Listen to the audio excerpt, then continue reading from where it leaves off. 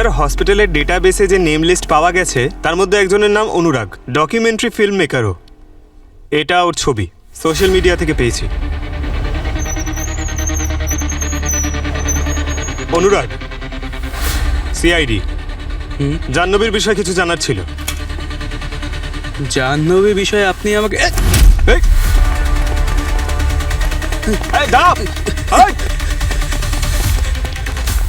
দাঁড়া বলছি, পালাবি কোথায়?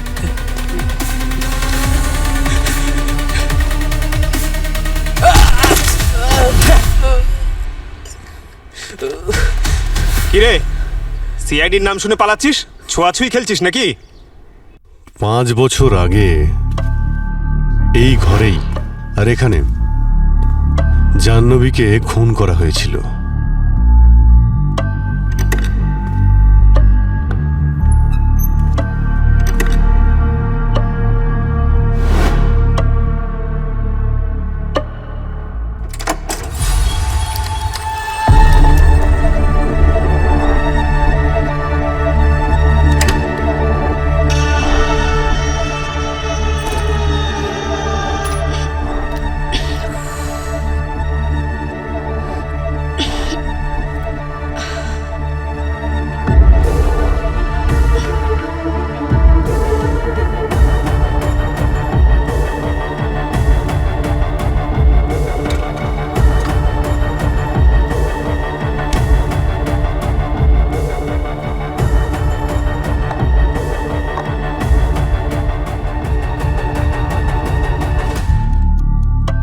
জাহ্নবীর মৃত্যু হয়েছিল ওর গলা কেটে দেওয়ার জন্যে।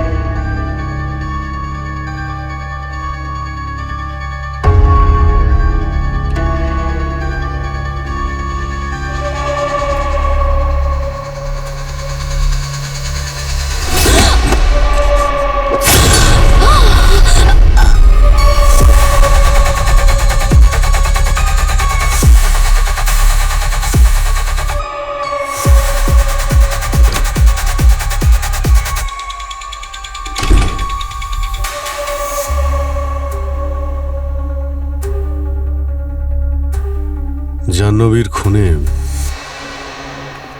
শাস্তি হয়েছিল ওর স্বামী বাসুর, যাবজ্জীবন।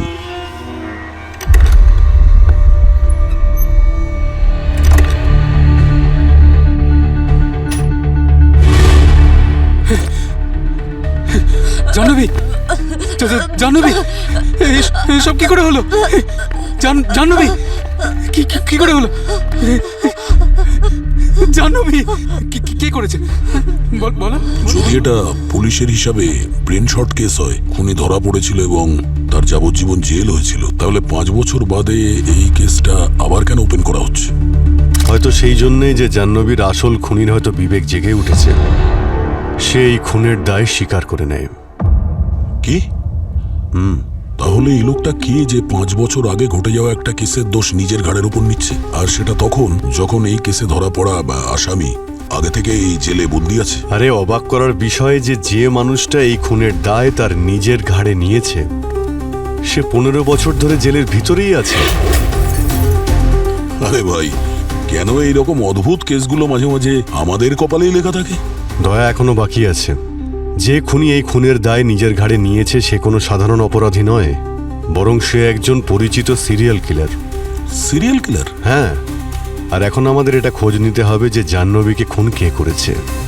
ওই সিরিয়াল কিলার যে 15 বছর ধরে জেলের ভিতরে আছে, নাকি ওর স্বামী বাসু যে এই খুনের অপরাধে অলরেডি জেলের ভিতরে রয়েছে।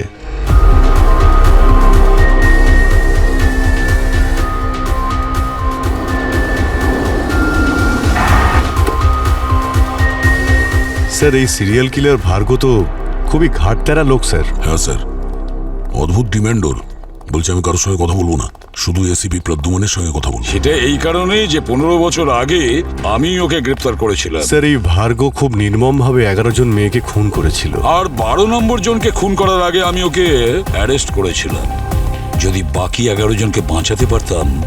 মনে হচ্ছে এই ভার্গ আমাদের সঙ্গে মাইন্ড গেম খেলছে। এই কনফেশন করবে যে ওই মেরেছে জাহ্নবীকে।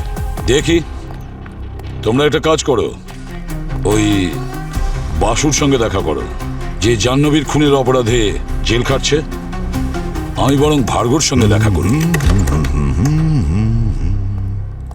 আরে আসুন আসুন, এসিপি প্রদ্যুম্ন স্যার, আপনার জন্যই অপেক্ষা করছি।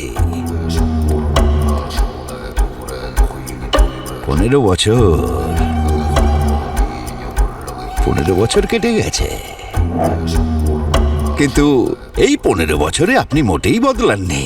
সেই সিংহের মতো হাঁটা চলা আপনার, আর চোখেতে অপরাধীদের জন্য প্রচন্ড ঘৃণা। কি জন্য তুমি আমাকে ডেকেছো? আরে আরে, আপনি তো মনে হচ্ছে ঘোড়ায় জিন চড়িয়ে এখানে এসেছেন। এত তাড়াহুড়ো আপনার? আরে এত বছর পর দেখা হলো, প্রথমে খানিকটা গল্প সল্প হয়ে যাক। সামনের সপ্তাহে তোমার ফাঁসি হতে চলেছে। আগে হ্যাঁ, মরার পর যখন আমি ওপরে যাব, আপনার ছেলেকে কোনো খবর দিতে হবে কি, যাকে আপনি গুলি করে দিয়েছিলেন?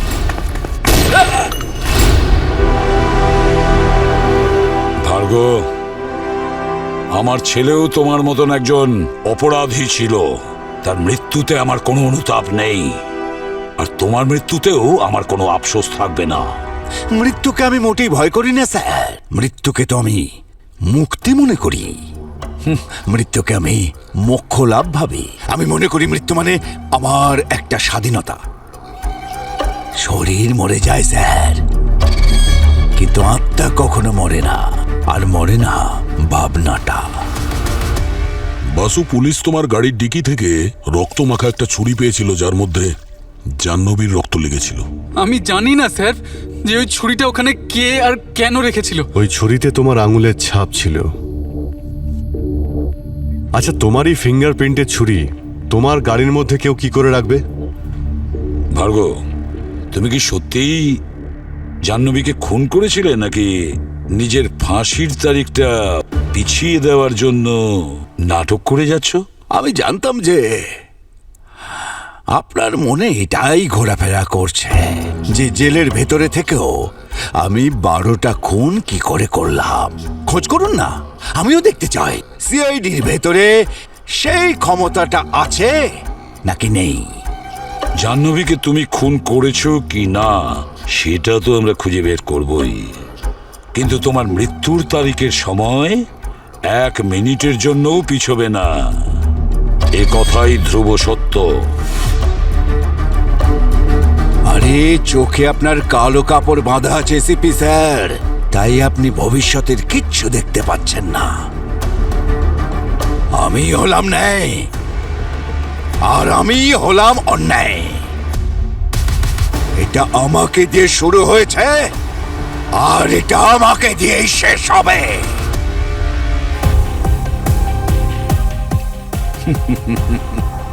ভার্গ, বাসু, তুমি যদি সত্যিই নিজেকে নির্দোষ মনে করো, তাহলে আমাদের সবকিছু প্রথম থেকে বলো।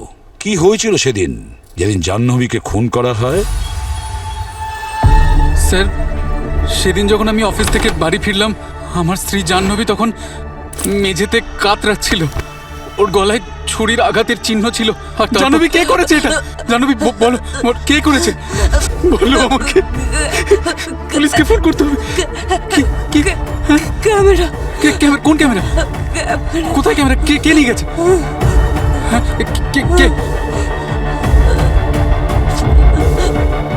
কে কি জাহ্নবী, ওখানে কে? বইগুলো। আমি আমার জাহ্নবীকে খুন করিনি, কিন্তু আদালত আমার কথা বিশ্বাস করলো না। এই আদালত মিস্টার বাসুকে যাবজ্জীবন কারাদণ্ডে দণ্ডিত করছে।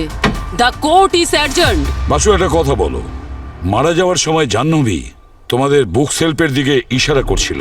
তোমার কি একবারও মনে হয়নি ওই বুক সেলফটা দেখি, বইগুলো দেখি? স্যার, আসলে জাহ্নবীর হঠাৎ করে চলে যাওয়ার ফলে আমি বুঝতে পারছিলাম না কি করব। আর তারপর তো আমাকে জেলে পাঠানো হলো। আমি তো সময়ই পাইনি ওর বুকশেলফ চেক করার। কতগুলো বই ছিল ওই সেলফে? স্যার, বই তো ওখানে অনেকগুলো ছিল, কারণ জাহ্নবীর পড়ার আর ওই ক্রাইম পাজল সলভ করার খুব শখ ছিল। এখন ওই বইগুলো কোথায়? স্যার, ওই ঘটনার পর তো জাহ্নবীর সমস্ত জিনিসপত্র ওর বোন দিশা নিয়ে চলে গেছিল। স্যার, আমি দিশাকে কন্ট্যাক্ট করার চেষ্টা করেছি, কিন্তু ওর ফোন বন্ধ। আর ও ইন্ডিয়াতেও নেই। ওর কোম্পানি বলছে যে ও 2-3 দিনের মধ্যে ফিরে আসবে। আচ্ছা। স্যার, হ্যাঁ, স্যার ইনি ইন্সপেক্টর মনোহর। 5 বছর আগে উনি বাসুকে অ্যারেস্ট করেছিলেন। হ্যালো এসিপি স্যার, খুব ভালো লাগলো আপনার সঙ্গে দেখা হয়। এই হলো কেসের ফাইল। আচ্ছা মনোহর বাবু, আপনার কি মনে হয় যে জাহ্নবীকে খুন মিস্টার বাসুই করেছে? 100% স্যার। বাসুকে দেখে যতটা সহজ মনে হয় ততটাও সহজ কিন্তু নয় স্যার। ওর ইনোসেন্ট ফেস দিয়ে জাজ করবেন না। কিন্তু আপনি ওই সিরিয়াল কিলার ভার্গোর কনফেশনের ব্যাপারে নিশ্চয়ই শুনেছেন। ও তো বলছে যে জাহ্নবীকে খুন নাকি ওই করেছে। স্যার, ওই ভার্গোকে বাসুই নিজের জালে জড়িয়েছে, কারণ ভার্গোর 1 সপ্তাহের মধ্যেই ফাঁসি হবে। আর এই সিচুয়েশনে ভার্গো যদি জাহ্নবীর খুনের দায় নিজের কাঁধে নিয়ে নেয়, তাহলে বাসু জেল থেকে ছাড়া পেয়ে যাবে। নিজেদের মধ্যে কোনো ডিল নিশ্চয়ই হয়েছে, ইটস ভেরি ক্লিয়ার। মনোহর বাবু, আমার মনে হয় আপনি ভার্গোকে ভালো করে চেনেন না। স্যার, আমি ভার্গোর কেস ফাইল ভালো করে পড়েছি। 11টা খুন করেছিল না?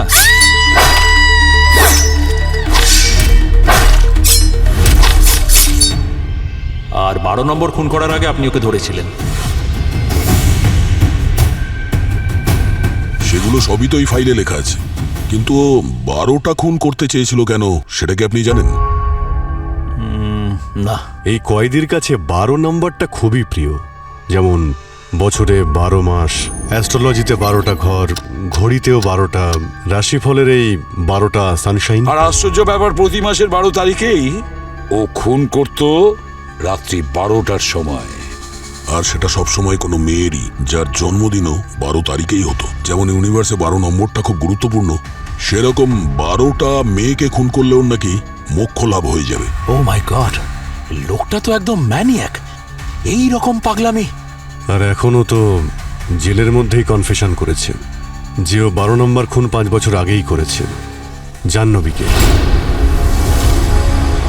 স্যার, আমার মনে হয় যে ওর 12টা খুন করার পাগলামি এমনভাবে মাথায় চড়ে বসেছিল যে এখন ওর মনে হচ্ছে অলরেডি ও 12 নম্বর খুনটা করেই ফেলেছে, যেটা আদৌ হয়নি। তার মানে আপনি এখন এটাই বিশ্বাস করেন যে জাহ্নবীর খুন বাসুই করেছে, ভার্গো করেনি? একদম স্যার। স্যার, আমি কেসের তদন্ত খুব ভালোভাবে করেছি, নিজের দিক থেকে কোনো খামতি রাখিনি। আপনি চাইলে সমস্ত ফ্যাক্টস চেক করতে পারেন। স্যার, আমি এখন পুলিশ ফোর্স থেকে রিটায়ার করছি, কিন্তু এই কেসে যদি আমার কোনো সাহায্য লাগে তো please feel free to contact me any time. Thank you very much. Thank you sir. আমি আসি। জয় হিন্দ। আসুন। স্যার, হ্যাঁ, যদি এই ভার্গো যেটা বলছে সেটা সত্যি হয়, তাহলে হতে পারে যে 5 বছর আগে 2020 যে কোনো রকম ভাবেই হোক কিছু সময়ের জন্য জেল থেকে পালিয়েছিল জাহ্নবীকে মারতে। হতে পারে। তাহলে খোঁজ নাও। স্যার, স্যার, 2020-তে জাহ্নবী কোনো জেবিশা নামের এক হসপিটালের নার্সের কাজ করত। ওখান থেকে তো কিছু জানতে পারি আমরা। 5 বছর আগে এখানে একজন জাহ্নবী নামে এক নার্স কাজ করত। এই যে, মনে আছে আপনার? আরে আরে, এ তো জাহ্নবী। খুবই মিষ্টি মেয়ে ছিল, প্রতিদিন আমার জন্য বাড়ি থেকে খাবার বানিয়ে নিয়ে আসতো। হ্যাঁ। আচ্ছা, কিন্তু আমি তো শুনেছি যে ও মেজাজি টাইপের মেয়ে ছিল। না স্যার, এমন না, এমন না। এটা সত্যি নয়? না। না, মানে আমি বলতে চাইছি এই হসপিটালের কোনো রোগীর সঙ্গে বা রোগীর ফ্যামিলির সঙ্গে কোনো কোনো স্টাফের সঙ্গে কোনো কি ঝগড়া হয়েছিল? আরে না স্যার, বরং ওকে তো সবাই পছন্দ করতো, কিন্তু একজন রোগীর সাথে ওর এমন বন্ধুত্ব হয়ে গিয়েছিল যে ঘন্টার পর ঘন্টা গল্প করতো। আচ্ছা, কে ছিল সে? নাম মনে আছে আপনার? না, নাম তো মনে নেই স্যার। কোনো কোনো বিশেষ কথা মনে আছে ওই রোগীর বিষয়ে? হ্যাঁ, ওর কাছে একটা ক্যামেরা থাকতো। ক্যামেরা ক্যামেরাতে কি ছিল?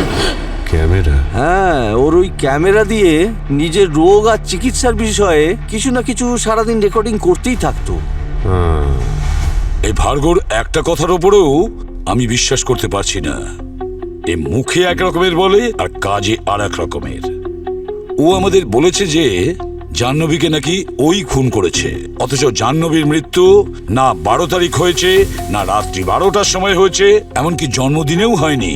অথচ ও যে 11টি মেয়েকে খুন করেছে তাদেরকে রাত্রি 12টার সময় 12 তারিখে তাদের জন্মদিনে খুন করেছে। একদম ঠিক বলছো। আরো একটা কথা, যে 11টা মেয়েকে মেরেছেও সবার সানসাইন ছিল আলাদা আলাদা। শুধু ক্যাপ্রিকন রাশির মেয়েকেও মারেনি, আর জাহ্নবী তো স্করপিও ছিল। দেখো, একই রাশির দুটি মেয়েকে মারা, সাধারণত সিরিয়াল কিলাররা মার্ডারের ধরন তো চেঞ্জ করে না, কিন্তু এ কেন এর মার্ডার প্ল্যান চেঞ্জ করলো?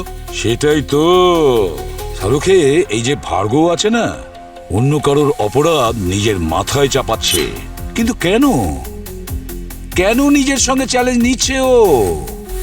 কিছু না কিছু গোলমাল আছে শাহরুখে, নিশ্চয়ই কিছু না কিছু গোলমাল আছে।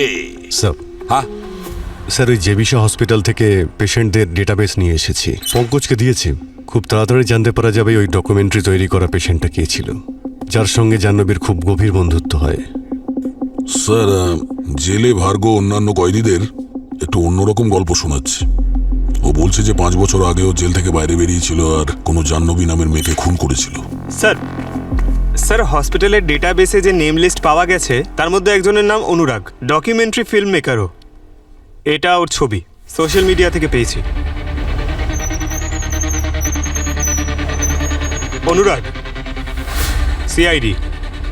জাহ্নবীর বিষয়ে কিছু জানার ছিল। জাহ্নবী বিষয়ে আপনি আমাকে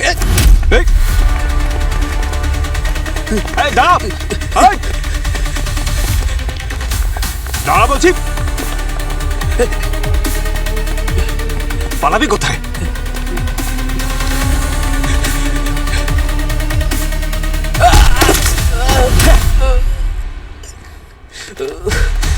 কিরে, সিআইডির নাম শুনে পালাচ্ছিস? ছোঁয়াছুঁই খেলছিস নাকি? স্যার, আমি এর জন্য পালাচ্ছিলাম না যে আমি কোনো অপরাধ করেছি। আমি এর জন্য পালাচ্ছিলাম যাতে আমার মা বাবা সুরক্ষিত থাকে। তার মানে? হসপিটালে আমি আমার সময় কাটানোর জন্য নিজের চিকিৎসার উপর ডকুমেন্টারি করব বলে ভেবেছিলাম। জাহ্নবী আমাকে সাহায্যও করেছিল। ওই সময় আমি ওকে ক্যামেরা অপারেট করাও শিখিয়েছিলাম। জাহ্নবী ব্যবহার কয়েকদিন পর বেশ পাল্টে গেল।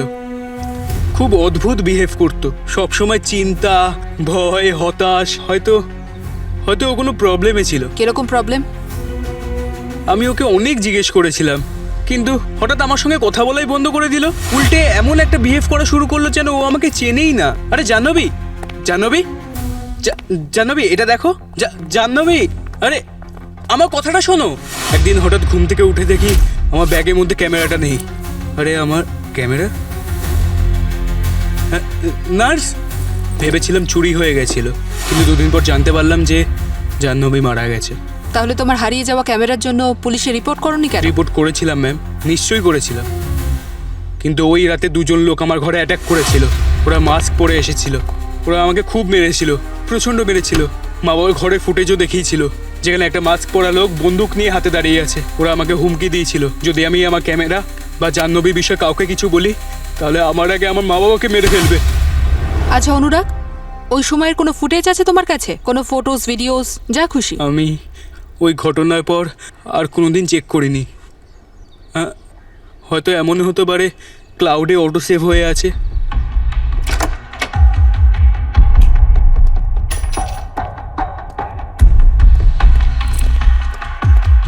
ল্যাপটপ এখানেই আছে, বের করে দিচ্ছি।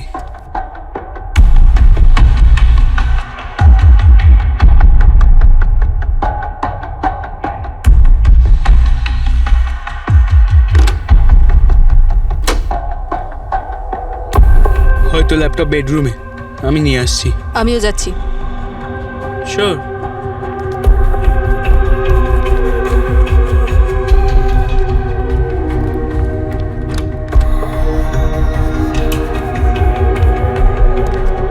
এই যে ল্যাপটপ।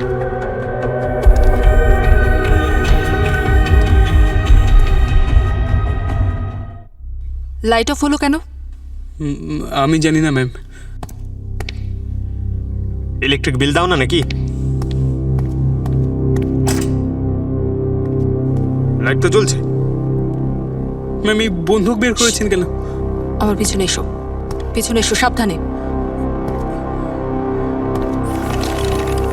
এখানেও লাইট জ্বলছে।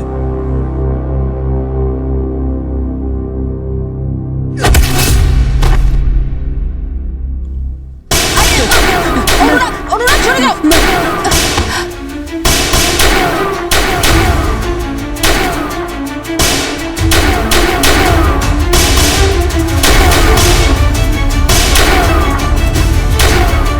এই এই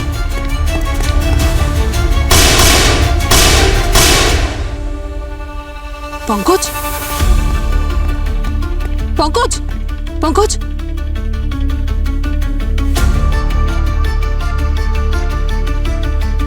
অনুরাগ, অনুরাগ, অনুরাগ, অনুরাগ। Oh God!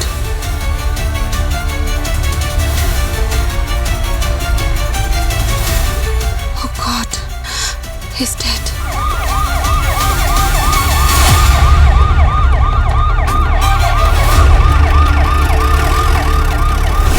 অনুরাগের উপর অ্যাটাক হয়েছে এই ল্যাপটপটা চুরি করার জন্য।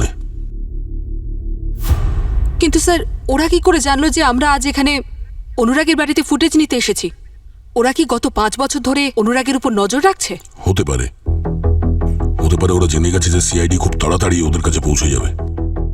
কিন্তু এই কথাটা বুঝতে পারছি না যে জাহ্নবীর মৃত্যুর 5 বছর বাদে এগুলো কেন হচ্ছে। স্যার, যদি জাহ্নবী আর অনুরাগকে যারা মেরেছে তারা একই গ্যাংয়ের হয়, তাহলে এটা ক্লিয়ার হয়ে গেল যে জাহ্নবীকে অন্য কেউ মেরেছে।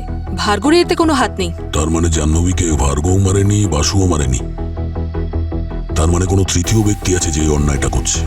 স্যার, এটা কিন্তু দারুণ ব্যাপার। জাহ্নবীর খুনের কনফেশন একজন করেছে, তার শাস্তি অন্য কেউ ভোগ করছে। আর আমাদের মনে হচ্ছে যে তৃতীয় কোনো ব্যক্তি খুন করেছে, যে কিনা সেই হসপিটালে কাজ করে, সেই হসপিটালে ইনভলভ যেখানে জাহ্নবী কাজ করত। স্যার, ল্যাপটপ খুলে গেছে। খুলে গেছে? Very good. আচ্ছা, এখন সোজা ক্লাউডে যাও, আর 5 বছর আগে হসপিটালের মধ্যে ক্লাউডে যে সমস্ত ভিডিও আর ফটো আছে ওগুলো চেক করো। 5 বছরের পূর্ণ ডেটা পাওয়া গেছে,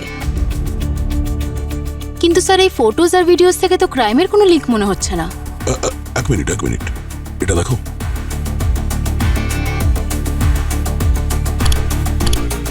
এটা দেখো, এই যে লোকটা পেছনে দাঁড়িয়ে আছে, এ তো সে না, ইন্সপেক্টর মনোহর, যে বাসুকে অ্যারেস্ট করেছিল।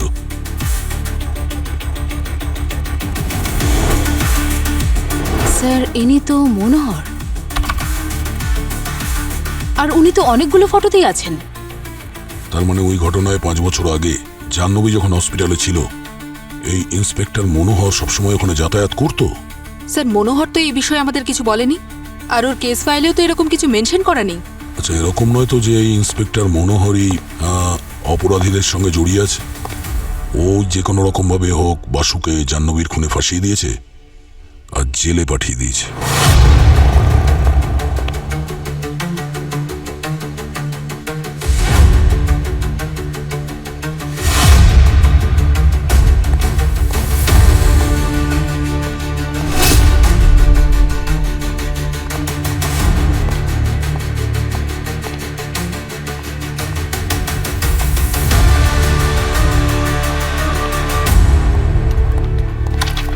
হ্যাঁ পুরবি। স্যার, জাহ্নবীর বোন দিশা এই বইগুলো দিয়েছে। ও জাহ্নবীর বুক কালেকশন রেখে দিয়েছিল। আচ্ছা, মারা যাওয়ার আগে জাহ্নবী বইয়ের দিকে আঙুল দেখিয়েছিল। মনে হচ্ছে কোনো না কোনো সূত্র লুকিয়ে আছে যা কিনা এই বইগুলোর মধ্যে জাহ্নবীর মৃত্যু কানেক্টেড।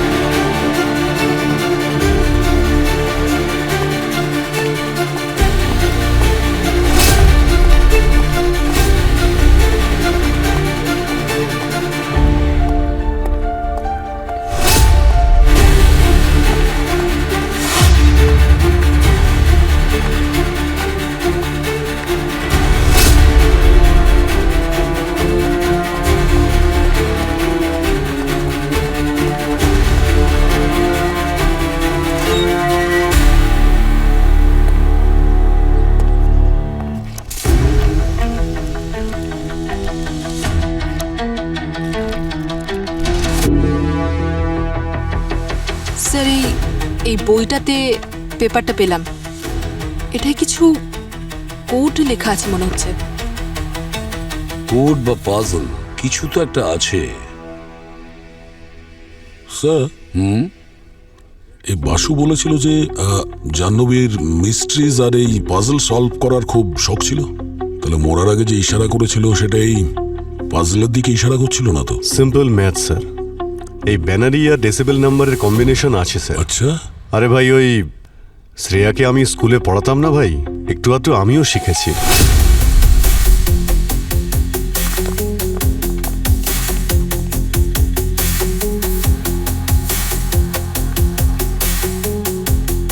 স্যার, কোড অনুযায়ী প্রথম নাম্বার হলো 0.08।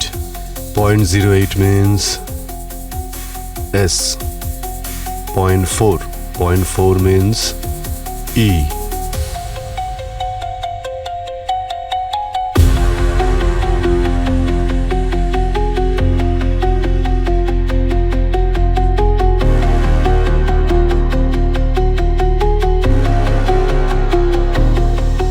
Secret agent, my web net.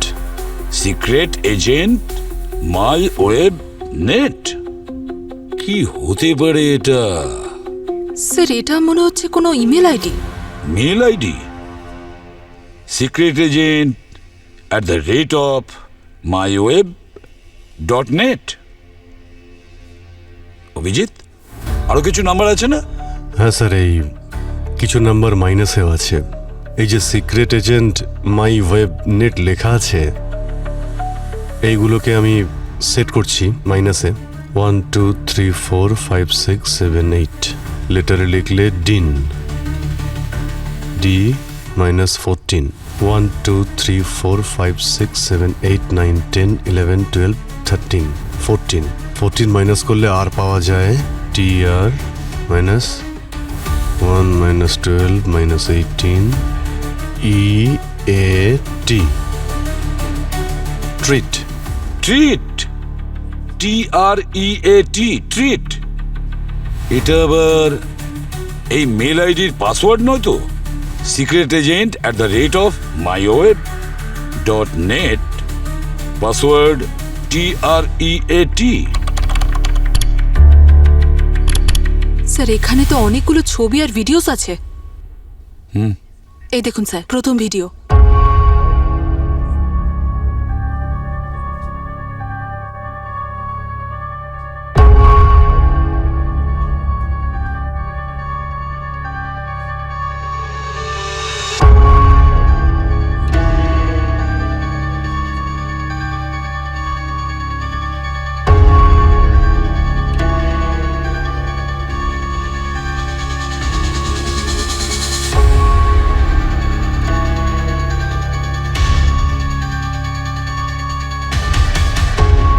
মনোহর,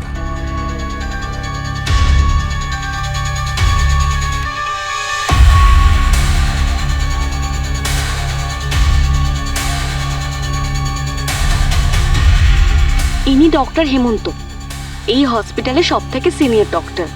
ইনি এরকম ধরনের অপরাধ করবেন আমি স্বপ্নেও ভাবতে পারিনি।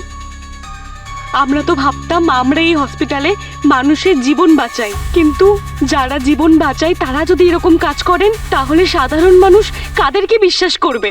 মৃত মানুষের অর্গানস বার করে বিক্রি করে দেওয়া হচ্ছে, এখানে নোংরা ব্যবসা চলছে। তার মানে আমরা যে কেসটাকে সিরিয়াল কিলারের 12 নম্বর খুন ভেবে চলেছি সেটা আদতে তা নয়। এরকম সত্যি যা আমরা কখনো স্বপ্নেও ভাবতে পারি না। Yes sir. Jahnavi doctor Hemanta আর মনোহরের অপরাধের ব্যাপারে জানতে পেরেছিল। ও ওদের বিরুদ্ধে প্রমাণ জোগাড় করছিল। তাও সেটা আবার সেই ক্যামেরাতেই যাতে অনুরাগ ডকুমেন্টারি ফিল্ম শুট করছিল। স্যার স্যার এইমাত্র জানতে পেরেছি ডক্টর হেমন্ত তো মারা গেছে 2 বছর আগে হার্ট অ্যাটাকে।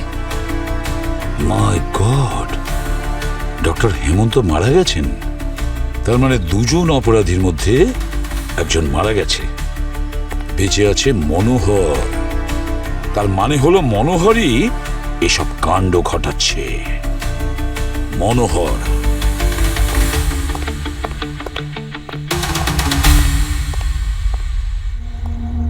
ড্যানি, ড্যানি, আমার কাজ হয়ে গেছে? আমার পাসপোর্ট, ওই ডকুমেন্ট সব রেডি?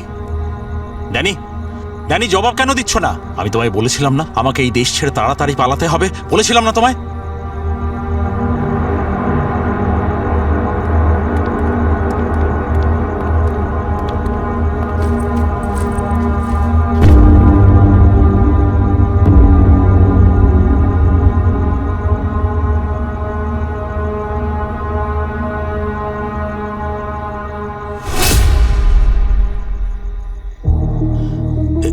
এটা কোথাকার পাসপোর্ট? জেলের। এটা কোথাকার পাসপোর্ট? জেলের। অভিজিৎ, সরি, এই রুটের সমস্ত রাস্তা বন্ধ। আমরা জানতাম তুমি দেশ ছেড়ে পালাতে চাইছো, সেই জন্য যারা নকল পাসপোর্ট বানায় তাদের পিছনে আমরা খোঁচড় লাগিয়ে দিয়েছিলাম। আর এই ড্যানি তোমার পাসপোর্ট বানিয়ে আমাদের কাছে পৌঁছে দেয়। যখন কোনো সাধারণ লোক অপরাধ করে তখন তাকে অপরাধী বলা হয়, যখন একজন আইনের রক্ষকই ভক্ষক হয়ে যায় তখন তাকে কি বলা উচিত? আসলে স্যার ভুল করেছি। এখন আপনারা যা শাস্তি দিতে চান দিতে পারেন। ভুল নয়, অপরাধ করেছো তুমি। দুজন নিষ্পাপকে খুন করেছো, জাহ্নবীকে আর অনুরাগকে। তোমার শাস্তি তো আদালত ঠিক করবে। আমি কখনো চাইতাম না যে জাহ্নবীর প্রাণ চলে যাক, কিন্তু ও যখন অর্গান ট্রেডিং এর ব্যাপারে জেনে ফেললো তখন ডক্টর হেমন্ত ওকে মেরে ফেলে। আমি মারিনি। আর একজন পুলিশ অফিসার হয়ে ও অপরাধী হওয়া সত্ত্বেও তুমি ওকে কিছু করোনি। ওদিকে একজন নিরপরাধ জেল খেটে যাচ্ছে। স্যার টাকার জন্য করছিলাম, কিন্তু বিশ্বাস করুন জাহ্নবীর মৃত্যু আমার মনকে আজও কষ্ট দেয়। এই নামা বন্ধ কর। মনকে আজও কষ্ট দেয়? তাহলে তুই আরো একটা খুন করতিস না অনুরাগের? যদি মনকে কষ্ট দিত আর কি করতাম? আমি জানতাম আপনারা যদি এই কেসের শিকড় অবধি পৌঁছে যান তো আমিও ধরা পড়ে যাব, সেই জন্য মেরে দিয়েছিলাম অনুরাগকে। কি করতাম আমি? তোমার শাস্তি তো পরে হবে। আগে তো ওই লোকটার ন্যায় বিচার হওয়া উচিত, যার জীবনের মূল্যবান 5টা বছর তুমি আর কোনোদিনও ফিরিয়ে দিতে পারবে না। স্যার বাসু জেল থেকে মুক্তি পেয়েছে। মানছি যে ও কোনো দোষ না করেও 5টা বছর জেল খেটেছে, কিন্তু আনন্দের বিষয় এটাই যে অন্তত শেষেও ন্যায় বিচার পেল। ঠিক বলেছ। কিন্তু স্যার এটা বুঝতে পারছি না, এই মনোহর বলছিল যে জাহ্নবীকে খুন ডক্টর হেমন্ত করেছে, তাহলে ভার্গ কেন বলছে যে জাহ্নবীকে ও খুন করেছে? মিথ্যে দোষারোপ নিজের ঘাড়ে নিচ্ছে। সেটাই তো অভিজিৎ, ভার্গ কিন্তু খুব ধূর্ত লোক, যা কিছু করে একটু ভেবে চিন্তে করে। স্যার এটা ডক্টর হেমন্ত আর মনোহরের কেস ফাইলের ফাইনাল রিপোর্ট যেটা আপনি চেয়েছিলেন। ডক্টর হেমন্ত,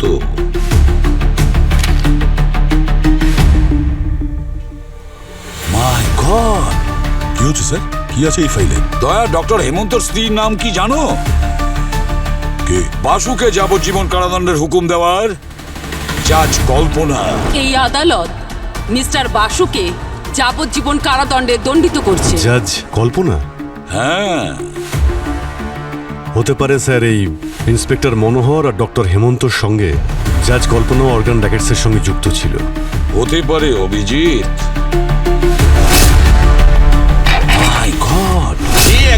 মেয়েকে মেরেছেও সবার সানসাইন ছিল আলাদা আলাদা। শুধু ক্যাপ্রিকন রাশির মেয়েকেও মারেনি। তাহলে এটা ছিল ভার্গোর প্ল্যান? আর স্যার ভার্গো আর জাজ কল্পনা কি সম্পর্ক এদের মধ্যে? আচ্ছা, জাজ কল্পনা কি এই ভার্গোকেও শাস্তি দিয়েছিল? দয়া, ভার্গোর 12 নম্বর ভিকটিম জাহ্নবী কখনো ছিলই না। তাহলে কে স্যার? ভার্গোর 12 নম্বর ভিকটিম ছিল জাজ কল্পনা। হোয়াট? হ্যাঁ, জাজ কল্পনার জন্মদিন 12ই জানুয়ারি। ওনার সানসাইন হলো ক্যাপ্রিকন, আর ক্যাপ্রিকন সাইনের মহিলাই ভার্গোর 12 নম্বর ভিকটিম। কিন্তু 12 তারিখ তো কালকে স্যার। স্যার, এই ভার্গো তার প্রত্যেকটা ভিকটিমকে 12টার সময় মারে। 11টা তো বেজে গেছে স্যার। তার মানে আর 1 ঘন্টার মধ্যেও জাজ কল্পনাকে মার্ডার করবে। অবনী, ফোন করো কল্পনাকে। Yes sir.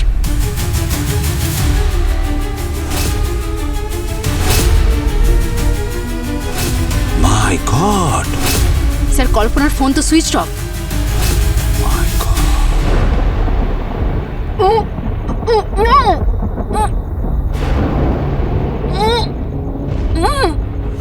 আমি হলাম ন্যায় আর আমি হলাম অন্যায়। এটা আমাকে দিয়ে শুরু হয়েছে আর এটা আমাকে দিয়েই শেষ হবে। কিন্তু স্যার যদি কল্পনা ক্যাপ্রিকন হয়েও থাকে, এদিকে তো ভার্গো তো জেলের ভেতরেই আছে, তাহলে সে নিজের 12 নম্বর ভিকটিমকে কি করে মারবে? বাসুর মাধ্যমে।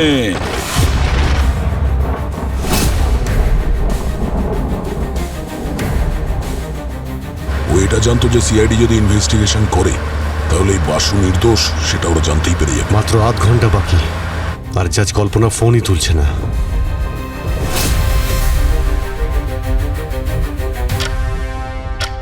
বারোটা বাজতে আর কিছুক্ষণ দেরি আছে কল্পনা ম্যাডাম। সত্যি আপনার জন্মদিন আপনার জন্য স্মরণীয় হয়ে থাকবে। ও কিছু বলতে চান আপনি? আরে ম্যাডাম, আপনাকে সাহায্য আমি করব তো। বলুন ধর্মাবতার, আপনার কোনো শেষ ইচ্ছে নেই তো? প্লিজ আমাকে ক্ষমা করে দাও। আমি জানি আমি তোমার সঙ্গে সুবিচার করিনি। আমি খুব ভুল করেছি। ভুল? না না না, কল্পনা ম্যাডাম, আপনি কোনো ভুল করেননি। আপনি অন্যায় করেছেন আমার সঙ্গে, আর তাও ন্যায়ের আদালতে। আচ্ছা, আপনি জানেন আপনার জন্মদিনটা একটা শুভ দিন। আপনার জন্মদিনে শুধু আমার প্রতিশোধই পূরণ হবে না, বরং আমার ওই বিশেষ বন্ধুর উদ্দেশ্য পূরণ হবে। কোন বন্ধু? সব থেকে ভয়ঙ্কর রাশি হলো ক্যাপ্রিকর্ন, মকর রাশি। এ ন্যায় অন্যায় কিচ্ছু দেখে না। এ মানুষকে কষ্ট দিতে খুব মজা পায়। আমার মা মকর রাশি ছিলেন। থ্যাংক গড, আমার জীবনে এরকম মকর রাশির কেউ নেই। আছে তো, ওই যে জজ কল্পনা। আরে ওনার জন্যই তো তুই আজ এখানে। তোর জীবনটাকে অন্ধকারে ঠেলে দিয়েছে। আপনার সত্যি মনে হয় যে ওই কল্পনা ম্যাডাম আমাকে ইচ্ছে করে ফাঁসিয়েছেন? আরে তা নয় তো কি রে, যদি একটা বাচ্চা ছেলেও জজ হতো না, সেও ঠিক বুঝতে পেরে যেত যে তুই জাহ্নবীকে মারিসনি। কিন্তু এই কল্পনা মনে হচ্ছে আসল অপরাধীকেও বাঁচানোর চেষ্টা করে যাচ্ছে। কিন্তু কে বলতে পারে, হয়তো ইনিই অপরাধী, ইনিই হয়তো জাহ্নবীকে মেরেছেন। আমরা দুজনে মিলে না একটা প্ল্যান বানালাম, আর সেই প্ল্যান অনুযায়ী বাইরের সবার চোখে তো আমি নির্দোষ প্রমাণ হয়ে যাব, আর আমার সেই বিশেষ বন্ধু মোক্ষ লাভ করবে। কল্পনা ম্যাডাম, এখন একমাত্র আপনার মৃত্যুই আমাদের দুজনকে মোক্ষ লাভ আর ন্যায়ের পথে নিয়ে যেতে পারে। আর জাহ্নবীও এটা জেনে খুব খুশি হবে, জানেন, যে ওর দোষীরা অবশেষে শাস্তি পাচ্ছে, আর তাও আমার হাতে। Happy birthday Kalpana madam. না, happy birthday to you. Please. Happy birthday to you.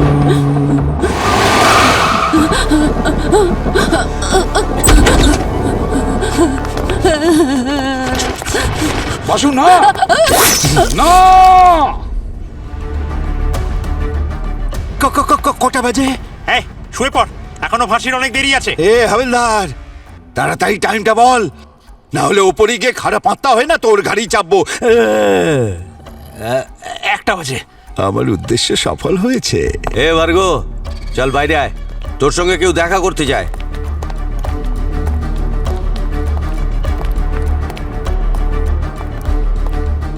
আরে সিপি স্যার, যদি কোনো তৃষ্ণার্ত যদি 15 বছর পর তার তেষ্টার জল পায় তাহলে সে কত আনন্দ পায়, ঠিক সেই রকম 12টা আলাদা আলাদা রাশির মেয়েদের মারবার স্বপ্নটা আজ আমার পূর্ণ হয়েছে। তো আপনি হয়তো এটা জানতে চাইবেন যে আমি এসব কি করে করলাম। গল্পটা শুরু হয়েছিল সেই দিন যেদিন আমাকে জেল থেকে হসপিটালে নিয়ে যাওয়া হয়েছিল রেগুলার চেকআপের জন্য। আর ওই হসপিটালে আমি বাসুকে দেখতে পাই। ও আগের রাতে আত্মহত্যা করবার চেষ্টা করেছিল। হয়তো অদৃষ্টই এটা চায়নি যে আমি আমার লক্ষ্যে অসফল হই, সেজন্য বাসুকে আমার সামনে পাঠিয়ে দিয়েছিল। অন্ধকে যেমন জ্যোষ্ঠী তার পথ দেখায় সাহায্য করে, ঠিক সেই রকম ভাবে বিখ্যাত জজ কল্পনার উপর আমার নজর পড়ল। বাসুর বেডের সামনে জেলারের সাথে কিছু কথা বলছিল। আমার একটা খটকা লাগলো। আমি ভাবলাম এত বড় একজন জাজ এখানে কি করছেন একটা কয়েদির কাছে। হঠাৎ করেই কল্পনার ফোনটা বেজে ওঠে। ব্যাগ থেকে ফোনটা বার করার সময় তার আইডেন্টিটি কার্ডটা মাটিতে পড়ে যায়। আর আমার দৃষ্টি ওর জন্মদিনের তারিখের ওপর পড়ে, 12ই জানুয়ারি 1969, মানে ক্যাপ্রিকন।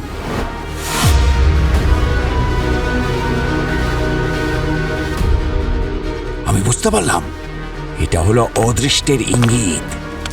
একজন মহিলাকে মারবার জন্য উপহার হিসেবে আমার কাছে পাঠিয়েছেন। আমার হাতে কল্পনার মৃত্যু সেই মুহূর্তে লিখিত হয়ে গিয়েছিল। এত সহজ ছিল না।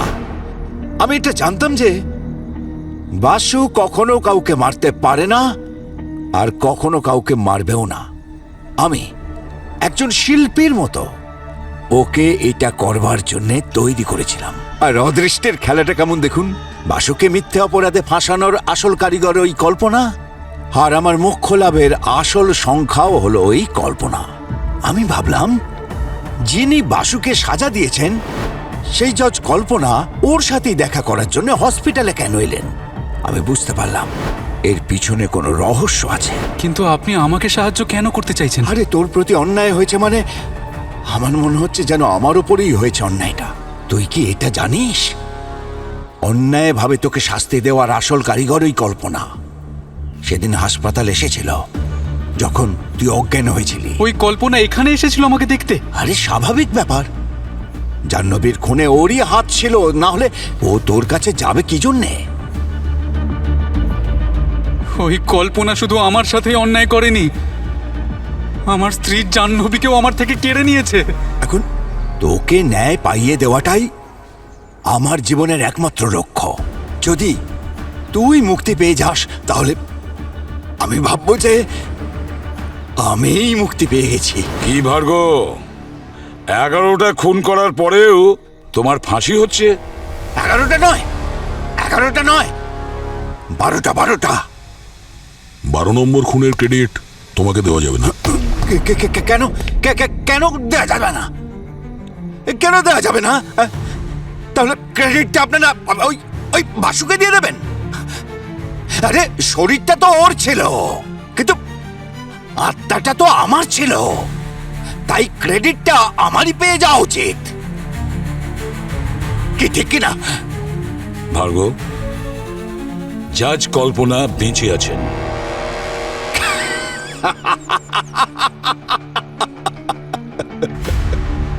আপনারা সেই খেলাটা আমার সঙ্গে খেলছেন যা একদিন আপনাদের সাথে আমি খেলেছিলাম। মজা করছেন আপনি? আরে এটা হতেই পারে না। অবনে,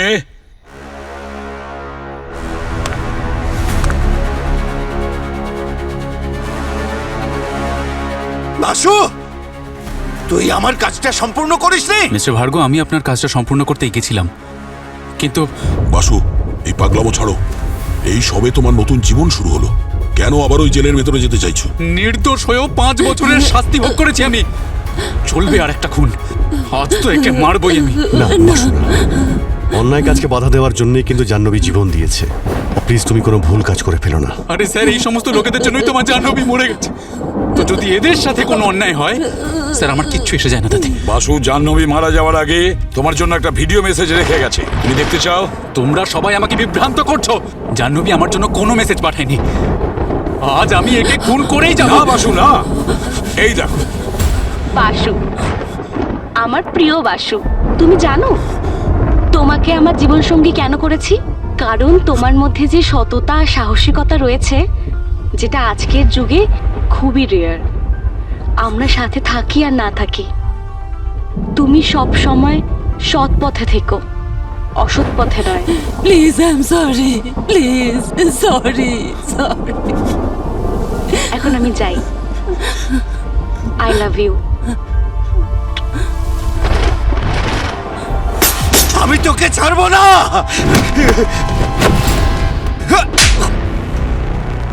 ভার্গ, তুমি ন্যায় অন্যায় বিচার করার কেউ না। পৃথিবীতে সবকিছু শুরু হয় সত্যি দিয়ে আর শেষও হয় সত্যি দিয়ে, বুঝেছো? কাউকে মেরে ফেলা কারো জীবনের উদ্দেশ্য হতে পারে না। তুমি অসুস্থ। আর তোমাকে কোন ডাক্তার বলেছিল যে 12টা আলাদা আলাদা রাশির মেয়েকে মারলে তুমি মোক্ষ লাভ করবে? আমার মা একজন খুব বড় মাপের অ্যাস্ট্রোলজার ছিলেন। সারা জীবন তিনি আমার জন্ম মুহূর্তটার কথা ভেবে খুবই দুশ্চিন্তার মধ্যে কাটাতেন। তিনি আমাকে বলেছিলেন যে 12টা আলাদা আলাদা রাশির মেয়েকে মারার পরেই আমি জন্ম মৃত্যুর চক্রব্যূহ থেকে মুক্তি পেয়ে যাব। উনি বেঁচে থাকতে কখনো এই বিষয়টাকে খুবই সিরিয়াসলি নিইনি, কিন্তু উনি মারা যাবার পরে নানা সমস্যার পাহাড় আমার মাথায় চেপে বসলো। তারপর আমি মায়ের বলা সেই কথাগুলোর মানেটা অনুভব করলাম। ভার্গ, এই জন্যই লোকে বলে মা বাবার দেওয়া আদর্শ আর শিক্ষায় মানুষের জীবন সুন্দর হয়ে ওঠে।